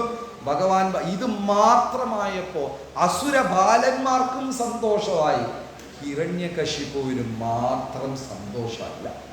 അഹങ്കാരം, ഞാൻ എന്ന ഭാവം, എന്നെ കവിഴ്ത്തി വെട്ടിയോ. ചിലപ്പോൾ നമുക്ക് അങ്ങനെയൊക്കെ തോന്നും, ഞാൻ പഠിപ്പിച്ച ആൾക്കാർ, ഞാനാണ് ചിന്തകളുണ്ടല്ലോ, ഇല്ലേ? ഒരുപാട് പേർക്കുണ്ട്. ഇവിടെ ഉള്ള ആർക്കെങ്കിലും അഹങ്കാരം ഉണ്ടോ? ഇല്ല. Thank you. അഹങ്കാരം ഉണ്ടോ ഇല്ലെന്ന് എളുപ്പം കണ്ടുപിടിക്കാം. ഒരു ലക്ഷണം, സ്വന്തം കുറ്റം ഒരിക്കലും ഏറ്റെടുക്കില്ല. അവർ ചെയ്യുന്ന ഒന്നും തെറ്റല്ല. സ്വയം കുറ്റം ഏറ്റെടുക്കില്ല. എങ്ങനെ? നല്ലോണം കഴിക്കും, കഴിച്ച് വണ്ണം വയ്ക്കും. വണ്ണം വെച്ചിട്ട് പറയും ഉടുപ്പ് ചെറുതായി പോയി. കുറ്റം ആരുടെയാ? ഉടുപ്പിൻ്റെ. ഇത് പറഞ്ഞു കേട്ടിട്ടുണ്ടോ? ഞാൻ വണ്ണം വെച്ചു എന്ന് പറയില്ല. ആരുടെ കുറ്റമാണ്? ഉടുപ്പ് ചെറുതായി പോയി. ഉടുപ്പ് എന്താ ഫ്രിഡ്ജിൽ വെച്ച് ഇങ്ങനെ ചെറുതായ? ഒരിക്കലും സ്വന്തം കുറ്റം ഏറ്റെടുക്കില്ല. ഇങ്ങനത്തെ ആരെങ്കിലും ഉണ്ടോ ഇവിടെ? വരട്ടെ, കൈയൊക്കെ മേലെ വരട്ടെ. അത് തന്നെ. എത്ര കിലോ? എല്ലാവരും വെയിറ്റ് കൂടും. പക്ഷെ കുറ്റം ആരുടെയാണ്? ഉടുപ്പിൻ്റെ. ഇതിനേക്കാളും തമാശ, 20 വർഷമായിട്ട് അലമാറയിൽ ഡ്രസ്സ് വെച്ചിരിക്കുകയാണ്. എന്താണ്? എന്നെങ്കിലും ഞാൻ മെലിയും അന്ന് ഇടാന്ന് പറഞ്ഞിട്ട് മെലിയേ ഇല്ല, അത് ഇടയില്ല. കുറ്റം ഒരിക്കലും സമ്മതിച്ച്, അഹങ്കാരത്തിന്റെ ലക്ഷണം. റോഡിൽ നടന്നു പോകും, മുള്ളുകൊള്ളും. എന്ത് പറഞ്ഞു? മുള്ളെന്നെ കുത്തി. ഞാൻ മുള്ളിനെ ചവിട്ടി എന്ന് പറയില്ല. മുള്ളെന്നെ കുത്തി. ഏതാ ശരി? ഞാൻ മുള്ളിനെ ചവിട്ടി, അതാണോ ശരി? മുള്ള എന്നെ കുത്തി, ഏതാ ശരി? ആരെങ്കിലും പറയോ ഞാൻ ചവിട്ടിന്ന്? മുള്ളു കുത്തി. അത് ഞാൻ നടന്നു പോയപ്പോൾ അത് ഓടി വന്ന് എന്നെ കുത്തിയ പോലെ. കുറ്റം ആരുടെ? ഇത് അഹങ്കാരത്തിന്റെ ഒരു ലക്ഷണം. അപ്പൊ എത്ര പേർക്കുണ്ട് അഹങ്കാരം? അല്ല. ഇനി രണ്ടാമത്തത്, കാര്യം പെരുപ്പിച്ചു പറയും. ട്രാഫിക്കിൽ 10 മിനിറ്റ് ട്രാഫിക്കിൽ കുടുങ്ങി. എന്താ? 1.5 മണിക്കൂർ ട്രാഫിക്കിൽ കുടുങ്ങിയത്. എത്ര സമയമാണ്? 10 മിനിറ്റ്. വന്ന് പറഞ്ഞപ്പോൾ എത്രയായി? എല്ലാം വലുതാക്കി. പരിപാടിക്ക് പോയിരുന്നു. പോയിരുന്നു. കല്യാണം. എത്ര പേരുണ്ടായിരുന്നു? 50 പേരായിരുന്നു. എന്നാ ജനവ, 500,000 പേരുണ്ടായിരുന്നു. 10 പടി കയറിയിട്ടുണ്ടാവും, 100 പടി കയറി. ഞാൻ ഉള്ള കാര്യങ്ങളെ വലുതാക്കി പറയും. ഇത് അഹങ്കാരത്തിന്റെ രണ്ടാമത്തെ ലക്ഷണം. ഇവിടെ ആർക്കെങ്കിലും അഹങ്കാരം ഉണ്ടോ? അതുമില്ല. ഹിരണ്യകശിപു. സാധാരണ നമുക്കേ ഇത്ര അഹങ്കാരം ഉണ്ടാവുമെങ്കിലും 14 ലോകവും തന്റെ കാൽക്കീഴിൽ, ദേവേന്ദ്രൻ വരെ ഹിരണ്യകശിപുവിനെ ഭയന്നു ഓടി. എല്ലാ ഋഷിവര്യന്മാരും ബ്രാഹ്മണരും ഓം ഹിരണ്യായ നമഃ എന്ന് ജപിക്കുന്നുണ്ട്. അഷ്ടസിദ്ധികൾ, അനിമ, മഹിമ, ലഹിമ, പ്രാപ്തി, ആ അഷ്ടസിദ്ധികളും കരസ്ഥമാക്കി സൂര്യനെ ബന്ധിച്ചു, യമനെ ബന്ധിച്ചു. ഇത്രയും കഴിവുള്ള ഹിരണ്യകശിപുവിന്റെ അഹങ്കാരം എത്ര ഉണ്ടാവും? സാധാരണ പിരായിരിയിൽ 3 സെന്റ് ഉള്ള നമുക്ക് ഇത്ര അഹങ്കാരം ഉള്ളപ്പോ 14 ലോകവും കാൽ കീഴിലുള്ള ഹിരണ്യകശിപുവിന് എത്ര അഹങ്കാരം ഉണ്ടാവും? ഹിരണ്യകശിപുക്ക് എല്ലാ രാക്ഷസ കൂട്ടം. ഭഗവാന് ജയ് വിളിക്കാതെ നിങ്ങളൊക്കെ ആരുടെ ആൾക്കാരാ? അത്ര ഇതുപോലെയായിരുന്നു അന്നും ആൾക്കാർ. ഹിരണ്യായ നമഃ, ഹിരണ്യായ നമഃ എന്ന് ഹിരണ്യനെ ഭജിച്ചുകൊണ്ടിരുന്നു. ഒരേ ഒരാൾ മാത്രമേ എതിർത്തുള്ളൂ, പ്രഹ്ലാദൻ മാത്രം. ഇതിലൊരു ഭംഗി എന്താന്ന് വെച്ചാൽ, പ്രഹ്ലാദൻ അച്ഛൻ്റെ അടുത്ത് വഴക്കിനൊന്നും പോയില്ല. അച്ഛനെ ശിക്ഷിക്കാനും പോയില്ല, വഴക്കിന് പോയില്ല, എതിർക്കാൻ പോയില്ല. അച്ഛൻ ഓരോ രീതിയിൽ മകനെ കൊല്ലാൻ ശ്രമിക്കും. ഭഗവാന്റെ നാമത്തിൽ പൂർണ്ണ വിശ്വാസമുള്ളത് കൊണ്ട് പ്രഹ്ലാദൻ അത് സ്വീകരിക്കും. മലയുടെ മുകളിൽ ഇരുന്ന് എറിഞ്ഞപ്പോഴും, സമുദ്രത്തിന്റെ ആഴങ്ങളിൽ വലിച്ചെറിഞ്ഞപ്പോഴും, സിംഹത്തിന്റെ വായിലിട്ട് കൊടുത്തപ്പോഴും, ആനയുടെ കാലിന്റെ താഴെ കെട്ടിവെച്ചപ്പോഴും പ്രഹ്ലാദന് ഭയമേയില്ല. എല്ലാം നാരായണൻ നോക്കിക്കോളുമെന്ന വിശ്വാസം. ഭയമുണ്ടെങ്കിൽ ദൈവത്തിൽ വിശ്വാസം കുറവ് എന്നർത്ഥം. ഇല്ലേ? നമുക്കൊക്കെ ഭയമുണ്ട്. കൊറോണ വന്ന സമയത്ത് വീട്ടിന്റെ പുറത്തേ വന്നില്ല. ഇല്ല, എല്ലാവർക്കും ഭയമുണ്ട്. പ്രഹ്ലാദന് ഭയമേയില്ല. എന്നെ ദൈവം രക്ഷിച്ചോളും. ഇനി എനിക്ക് എന്തെങ്കിലും ദോഷമാണെങ്കിൽ അത് ഭഗവാൻ ഇച്ഛിച്ചതായിരിക്കും. അതുകൊണ്ട് സംശയമേ ഇല്ല. ഓം നമോ നാരായണായ എന്ന മന്ത്രം ചൊല്ലിക്കൊണ്ട് അത്ര വിശ്വാസമാണ്. അച്ഛനെ എതിർത്തതുമില്ല. നല്ലോണം ശ്രദ്ധിക്കണം. ഭാഗവതം പറയുന്നു, ആരെയും കുറ്റം പറയാനുള്ള അധികാരം നമുക്കില്ല. ആരെയുമേ കുറ്റം പറയാനുള്ള അധികാരമില്ല. ഒരു ദിവസം 1:15 നിർത്താം, കുഴപ്പമില്ലല്ലോ. ശരി, ഉപകഥയൊക്കെ പിന്നെ പറയാം. നരസിംഹാവതാരം, അതായത് പ്രഹ്ലാദൻ അച്ഛനെ എതിർത്തില്ല, അച്ഛൻ്റെ അടുത്ത് കുറ്റം പറഞ്ഞില്ല, വഴക്ക്. അതായത് ശാസ്ത്രം പറയുന്നു, നമ്മൾ ഈശ്വരനെ പൂജിക്കുമ്പോൾ എതിർത്താൽ മാത്രമേ നമ്മൾ വഴക്കിന് പോവാവൂ. വേറെ എന്ത് എതിർത്താലും കർമ്മവിധിയാണ്. ക്ഷമയോടിരിക്കുക, 2 ഇരട്ടി ലാഭം നമുക്ക് കിട്ടും. എതിർത്താൽ അവകാശം മാത്രം കിട്ടും. എതിർക്കാതെ മൗനമായിരുന്നാൽ, തമിഴിൽ ഒരു ചൊല്ലുണ്ട്, പൊറുത്താർ ഭൂമിയാൾവാർ, കേട്ടിട്ടുണ്ടോ? ക്ഷമയോട് മൗനത്തോട് ഇരിക്കുന്നവൻ എല്ലാം കിട്ടും. അടി ഉണ്ടാക്കിയാൽ അവകാശം മാത്രം കിട്ടും.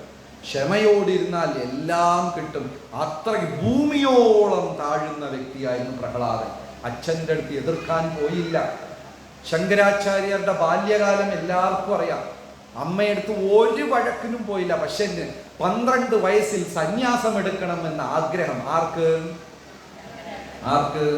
ശങ്കരാചാര്യ. കാലടിയിൽ ചെന്നു. അമ്മ തുണി അലക്കിക്കൊണ്ടിരിക്കുക. അമ്മയടുത്ത് എന്നും ചോദിക്കും, ഞാൻ സന്യാസം എടുക്കട്ടെ. അമ്മ അനുവദിക്കില്ല. ഏതെങ്കിലും അമ്മ അനുവദിക്കുമോ? ആരും അനുവദിക്കില്ല. ഞാൻ ആശ്രമത്തിൽ പോയി ബ്രഹ്മചാരിയാവാന്ന് എൻ്റെ അച്ഛൻ്റെ അടുത്ത് ചോദിച്ചപ്പോൾ അച്ഛൻ അനുഗ്രഹിച്ചു എന്നെ. നിന്നെ വളർത്തിയെങ്കിൽ 2 എരുമയെ വളർത്തിയാൽ മതിയായിരുന്നു എന്ന് അനുഗ്രഹം കൊടുത്തു. ശങ്കരാചാര്യർ ചെന്ന് അനുവാദം ചോദിച്ചപ്പോൾ അമ്മ അനുവദിച്ചില്ല. നീ ഒരു പുത്രനെ എനിക്കുള്ളൂ, നീയും സന്യാസം എടുത്താൽ എനിക്കാരുണ്ട്? എത്ര ചോദിച്ചും അനുവാദം കിട്ടാതപ്പോൾ 12 വയസ്സ് കുട്ടി എന്ത് ചെയ്തു? ഒരു മുതലയുടെ വായിനകത്ത് കാല് കൊണ്ട് വെച്ചു കൊടുത്തു.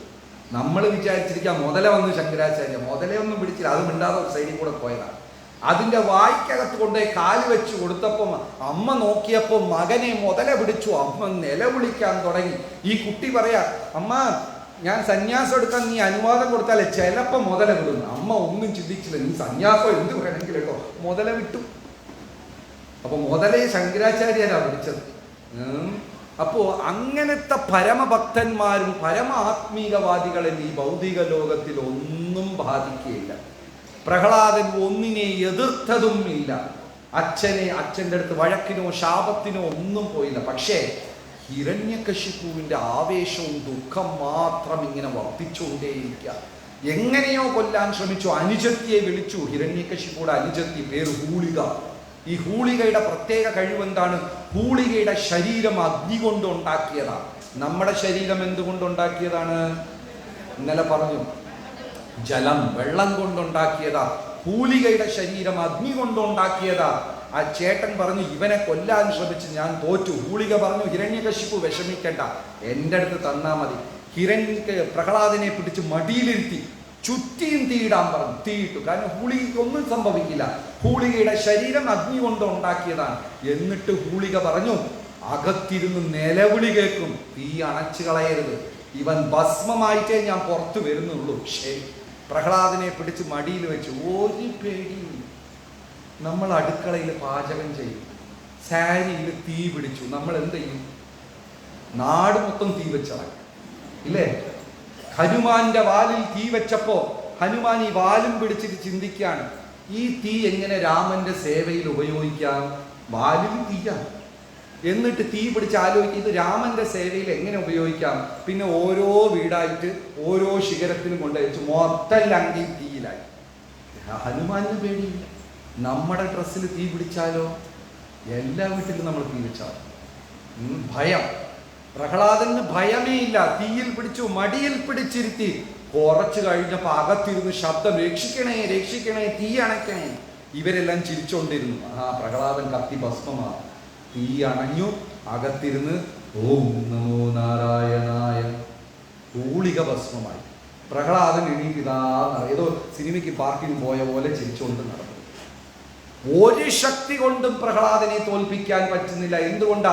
ഭഗവാൻ ഞാൻ രക്ഷിക്കുമെന്ന് തീരുമാനിച്ച ആത്മാവിനെ ഒരു ശക്തിക്കും ദ്രോഹിക്കാൻ പറ്റില്ല. ശ്രീകൃഷ്ണചന്ദ്ര ഭഗവാൻ കീ. ഇപ്പൊ ജയ് സൗണ്ടിൽ വരട്ടെ. കൃഷ്ണചന്ദ്ര ഭഗവാൻ കീ. അവസാനം തോറ്റു തോറ്റു തോറ്റ് ഹിരണ്യകശിപുയുടെ ദേഷ്യം വാനോളം ഉയർന്നു.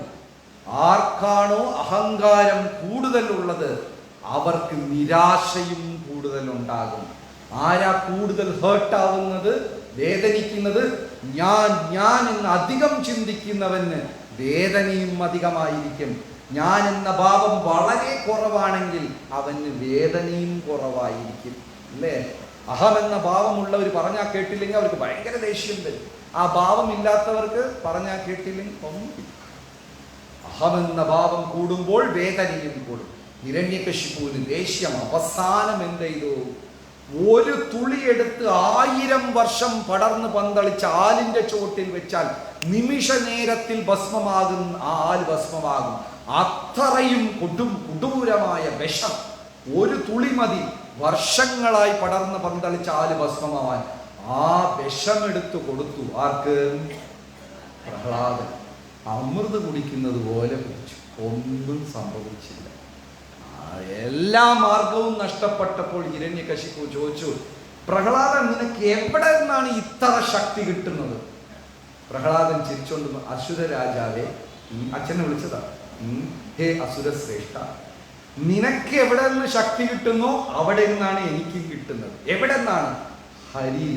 ഏത് പേര് കേൾക്കണ്ടെന്ന് ഹിരണ്യകശിപു വിചാരിച്ചോ ആ പേര് തന്നെ 100 വട്ടം പറഞ്ഞു.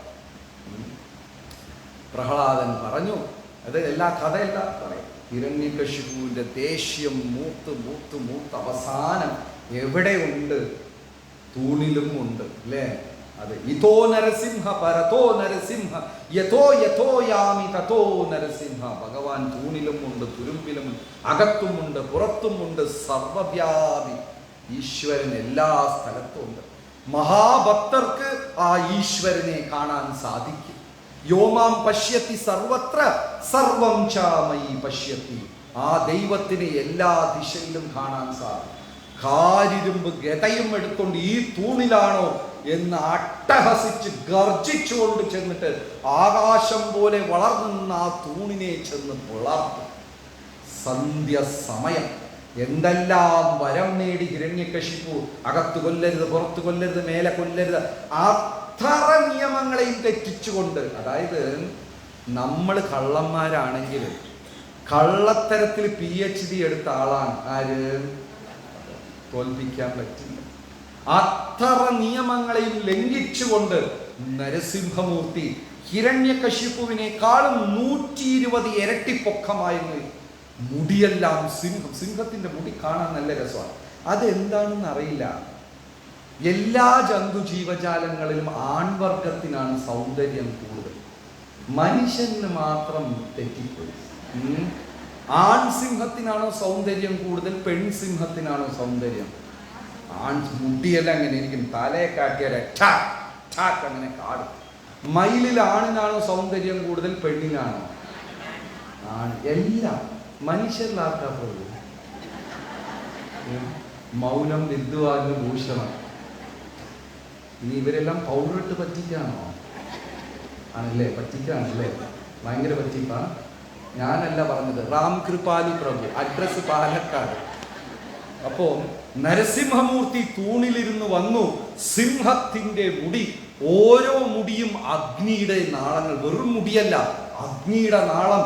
ചുവന്ന കണ്ണുകൾ താമരയുടെ പുഷ്പത്തിന്റെ ഇല പോലെ ചെവി വരെ വിടർന്നിട്ട് സിംഹത്തിന്റെ ഉഷ്ണ കാറ്റ് മൂക്കിലിരുന്നെല്ലാം. സിംഹത്തിന്റെ വായും കഴുത്തും പുരുഷന്റെ ശരീരവും. അതിൽ നഖങ്ങൾ താമരപുഷ്പം പോലെ, എന്നാൽ വജ്രത്തിനെ പോലെ ഉരുക്കും. താമരപുഷ്പം പോലെ മൃദുലമായതും വജ്രത്തിന്റെ ഉരുക്കും. സിംഹം അലറിക്കൊണ്ട് ഗർജിച്ചുകൊണ്ട്. അപ്പോഴും ഹിരണ്യകശിപു, നീ ഏത് രൂപത്തിൽ വന്നാലും എന്നെ ചതിക്കാൻ പറ്റില്ല. എനിക്കറിയാം, എൻ്റെ സഹോദരനെ കൊല്ലാൻ നീ പന്നിയുടെ രൂപം എടുത്തു, വേറെ രൂപം എടുത്തു. നീ ഏത് രൂപത്തിൽ വന്നാലും എന്നെ ഭയപ്പെടുത്താൻ സാധിക്കില്ല. 1000 ഹിരണ്യകശിപുവിടെ സേനകൾ, ദാസന്മാര് വന്ന് ചാടി. നരസിംഹമൂർത്തി എന്ത് ചെയ്തു? നഖം കൊണ്ട് അവരെ വധിച്ചു. ഒരു കുട്ടി ഈച്ചയെ കൊല്ലുന്നത് പോലെ, ചെറിയ കൊതുകിനെ കൊല്ലുന്നത് പോലെ നഖം കൊണ്ട് എല്ലാം ആയിരക്കണക്കിൽ വന്നവരെ നഖം കൊണ്ട് കൊന്നു. അവസാനം കാരിരുമ്പ് ഗതയും കേടയും പരിചയം കുന്തുവാളും ഇതെല്ലാം എടുത്ത് ഹിരണ്യകശിപു ചാടി. എങ്ങനെയാ? മഴക്കാലത്ത് വിളക്ക് കത്തിച്ചു വെച്ചാൽ അതിൽ ജീവികൾ വന്ന് ചാടുന്നത് പോലെയായിരുന്നു ഹിരണ്യകശിപുവിന്റെ ചാട്ടം. ഹിരണ്യകശിപുവിനെ പിടിച്ചു, മടിയിൽ കിടത്തി കുറേ നേരം വഴക്കുണ്ടാക്കി. മടുത്തപ്പോ പിടിച്ച് മടിയിൽ വെച്ചു. ചെറുകുടൽ വൻകുടലെല്ലാം പിളർന്നെടുത്ത് തോളിൽ മാലയാക്കിയിട്ട്. ഇത് ഞാൻ ഒരു സപ്താഹത്തിൽ പറഞ്ഞപ്പോൾ ഒരു കുട്ടി എണീറ്റിട്ട്, നരസിംഹമൂർത്തി നോൺ വെജിറ്റേറിയൻ ആണല്ലേ, ഭഗവാൻ വെജിറ്റേറിയൻ നോൺ, അതൊക്കെ മനുഷ്യർക്കാണ്. അണ്ടചരാചരവും പ്രളയത്തിൽ കുടിക്കുന്ന ഈശ്വരന് ഇതൊന്നും പ്രശ്നമല്ല. എന്നിട്ടും ഉഗ്രകോപി, ഉഗ്രം, സൂര്യകോട്ടി സമപ്രഭ, കോടിക്കണക്കിൽ സൂര്യന്മാർ ഒരുമിച്ച് പ്രത്യക്ഷമായ ഉഷ്ണം. വിഷ്ണു പുരാണം പറയുന്നു, ലക്ഷ്മി ദേവി പതുക്കെ ഇറങ്ങിപ്പോയി. ലക്ഷ്മി ദേവി സദാസമയം എവിടെയാ താമസിക്കുക? ഭഗവാന്റെ മാറിൽ, വക്ഷസ്ഥലേ കൗസ്തുഭം. പതുക്കെ ലക്ഷ്മി ദേവി ശ്രീവത്സം അങ്ങ് ഇറങ്ങിപ്പോയി. ആ പേടി. ഇതുപോലത്തെ ഒരു രുദ്രരൂപം ആരും കണ്ടില്ല. മഹാദേവൻ, ബ്രഹ്മാവ്, ശിവൻ എല്ലാവരും വരിക്ക് നിൽക്കുക. ഇന്ദ്രൻ, എല്ലാവരുടെ കയ്യിലും മാല. ആര് പോയി മാല ഇടും? എല്ലാവരും പേടിച്ചിരിക്കുക. നീ പോ, ഞാൻ പോ, എനിക്ക് വീട്ടിൽ പോകണം, എനിക്ക് ജോലിയുണ്ട്, കറണ്ട് ബില്ല് അടയ്ക്കണം. ആരും വരുന്നില്ല. അവസാനം പ്രഹ്ലാദന്റെ കയ്യിൽ കൊടുത്തു. പ്രഹ്ലാദന് ഭയമേ ഇല്ല. പ്രഹ്ലാദൻ പുഞ്ചിരി തൂകി നരസിംഹമൂർത്തിയുടെ അടുത്ത് ചെന്നു. ഉഗ്രകോപിയായിരുന്ന നരസിംഹമൂർത്തി പ്രഹ്ലാദനെ കണ്ട ഉടനെ ശാന്തനായി തൂക്കി മടിയിൽ വെച്ച് നക്കാൻ തുടങ്ങി. സിംഹം കുഞ്ഞിൻ്റെ അടുത്ത് എങ്ങനെയാ സ്നേഹം കാണിക്കുക? പ്രഹ്ലാദനെ നക്കി. പ്രഹ്ലാദൻ പറഞ്ഞു, മഹാ അത്ഭുതമായ കാര്യം. പ്രഹ്ലാദ, നിനക്ക് എന്ത് വേണം? എൻ്റെ അച്ഛനെ മാപ്പാക്കണം. ഒരു മംഗളമായ ഗുണം എന്താണെന്ന് വെച്ചാൽ, പ്രഹ്ലാദൻ ഹിരണ്യകശിപു ചെയ്ത ദോഷങ്ങളെല്ലാം ക്ഷമിക്കുകയും ചെയ്തു, മറക്കുകയും ചെയ്തു. നമുക്ക് നേരെ പലരും പല വിഷമകാര്യങ്ങളും ചെയ്തിട്ടുണ്ടാകും. അതാരെങ്കിലും ക്ഷമിക്കോ? ചിലപ്പം ചിലർ ക്ഷമിക്കും, ഇല്ലേ? മറക്കോ? ഒരിക്കലും മറക്കൂല. 25 വർഷം മുമ്പ് എൻ്റെ കല്യാണത്തിന് അവൾ ഇങ്ങനെയാ പറഞ്ഞു, ഇപ്പോഴും ഓർത്തു വെച്ചിരിക്കും. പക്ഷെ പ്രഹ്ലാദൻ ക്ഷമിക്കുകയും ചെയ്തു, മറക്കുകയും ചെയ്തു. അത് മഹാ ആധ്യാത്മിക ഗുണമാണ്. നമുക്ക് നേരെ ദ്രോഹം, ദോഷം, വിഷമം ഉണ്ടാക്കിയവരെല്ലാം സർവ്വതും മറക്കാൻ സാധിക്കുക. പ്രഹ്ലാദൻ മറന്നിട്ട് ചോദിച്ചു, ഭഗവാനെ, എൻ്റെ അച്ഛൻ മൂർഖനാ, വിവരദോഷിയാ, അസുരശ്രേഷ്ഠനാ, എന്തൊക്കെയോ അപരാധം ചെയ്തു. ഭഗവാൻ അതെല്ലാം മാപ്പാക്കി എൻ്റെ അച്ഛന് മോക്ഷപ്രാപ്തി തരണം. ഉടനെ നരസിംഹമൂർത്തി അലറിക്കൊണ്ട് ഗർജിച്ചുകൊണ്ട് പറഞ്ഞു, പ്രഹ്ലാദ, ഒരു കുടുംബത്തിൽ ഒരു ജീവൻ എന്നെ ശരണം പ്രാപിച്ചു കഴിഞ്ഞാൽ, എൻ്റെ ഭക്തനായി കഴിഞ്ഞാൽ 3 തലമുറ ഞാൻ അവരെ രക്ഷിക്കും. നിനക്ക് വേണ്ടി ആ 3 എന്നുള്ളതിനെ 7 ആക്കി മാറ്റിത്തരാം. ഒരു കുടുംബത്തിൽ ഒരാൾ ഭക്തിയിൽ വന്നാൽ 7 തലമുറ ഞാൻ രക്ഷിക്കും, നിനക്ക് വേണ്ടി അതാക്കി തരാമെന്ന് പറഞ്ഞു. ഇങ്ങനെ പ്രഹ്ലാദനെ അനുഗ്രഹിച്ച് ഒരു മുഹൂർത്തകാലം, വെറും 30 നിമിഷം മാത്രമാണ് നരസിംഹമൂർത്തി ഒരു മുഹൂർത്തകാലം അവതരിച്ച് അപ്രത്യക്ഷമായി. നരസിംഹദേവ് ഭഗവാൻ കീ. തവ കരകമലവരേ നത അദ്ഭുത ശൃംഗാര ദളിത ഹിരണ്യകശിപു തനുവൃന്ദ കേശവധൃത നരഹരി രൂപ ജയ ജഗദീശ ഹരേ ജയ ജഗദീശ ഹരേ ജയ ജഗദീശ ഹരേ കേശവധൃത നരഹരി രൂപ ജയ ജഗദീശ ഹരേ ജയ ജഗദീശ ഹരേ ജയ ജഗദീശ ഹരേ. നരസിംഹദേവ് ഭഗവാൻ കീ. ഹരേ. ഒരു അരമണിക്കൂർ കൂടുതൽ എടുത്തു, അതുകൊണ്ട് എല്ലാവരും ക്ഷമിക്കുക. ഇനി ഉച്ചയ്ക്ക് പ്രസാദം കഴിഞ്ഞിട്ട് പാരായണം തുടരും. നരസിംഹാവതാര പാരായണം ആയിട്ടില്ല, ഇനിയേ ചെയ്യത്തുള്ളൂ. പിന്നെ വൈകിട്ട് 4:30 മണിക്ക് പ്രഭാഷണം. നാളെ വൈകിട്ട് പാരായണം പ്രഭാഷണത്തോട് കൃഷ്ണാവതാരം, ശ്രീകൃഷ്ണ ഭഗവാന്റെ അവതാരമാണ് നാളെ വൈകിട്ട്. പ്രത്യേകം ഭഗവാന് അഭിഷേകം, ഭക്തജനങ്ങൾക്ക് മധുരപലഹാരം, വെണ്ണ, പാല്, നെയ്യ് എന്നുള്ള വസ്തുക്കളെല്ലാം കൊണ്ടുവന്ന് സമർപ്പിക്കാം.